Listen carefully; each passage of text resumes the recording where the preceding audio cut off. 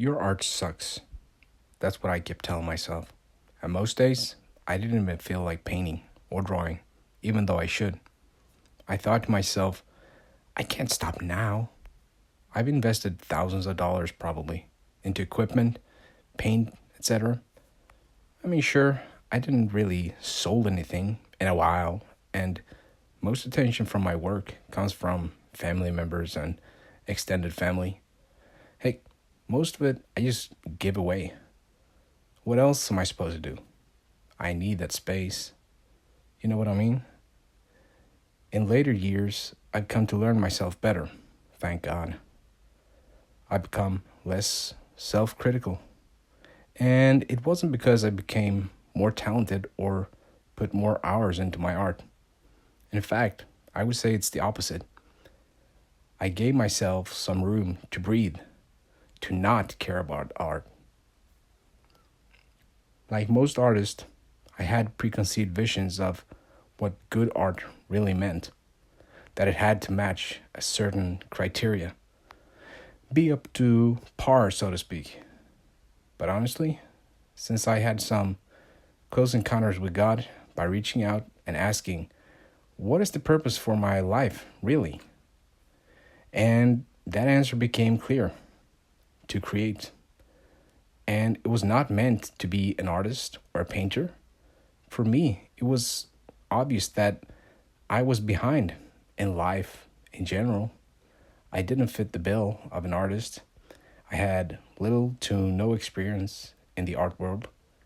And really, the only thing that I had to show for it was my artworks that was just piling up. So, overall, in my opinion, quite a lot of artwork over the last few years, but little results to show for it. That's when I really asked myself, why do I keep creating? It costs me money, time, and effort. And in a way, you could say that it's a form of torture and a blessing at the same time. And that's where I am today. I create because that's what I do. No preconceived, how can I make money as a full-time artist? Or, you know, how can I become a real artist? No, I'm just accepting that this is what God has created me to do. And the proof is in the pudding. I create.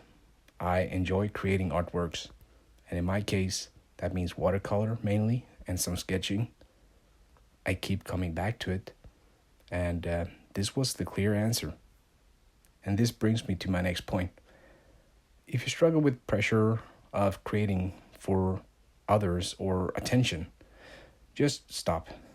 Honestly, if you recognize this suffering feeling in art that I talked about, then maybe you just need to ask yourself, why am I creating art? Is it really for you or for somebody else? Do you really create to enjoy yourself and feel relaxed in the process, or for showing a nice post on IG? Once you start realizing that you are in the odds of not only be swamped in the algorithm, you're literally torturing yourself. And I believe it's a sign from God to take a step back and really consider why and for whom you're creating. There's been so many lies perpetrated by the modern art world of the starving, struggling artists that I am convinced that this is from the devil himself. What does he say? Artists must suffer and create abstract, hard to understand artwork. Everything is subjective, and the most difficult artist gets rewarded. I think it's a damn lie. God is a creator and created us in his image. He wants us to create with purpose, clarity, and honor, reality, and with beauty. Am I saying that you can't make abstract art? Nope. You do you, but maybe ask, is this adding to the glory of God? Or are you on the bandwagon of decadent modern art?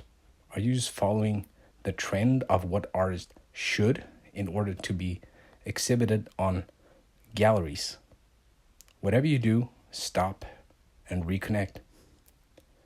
Don't stress this. Art, creation, and expressing ourselves is meant to be fun, productive, and building in the image of our creator, not tear it down. We do not need more suffering.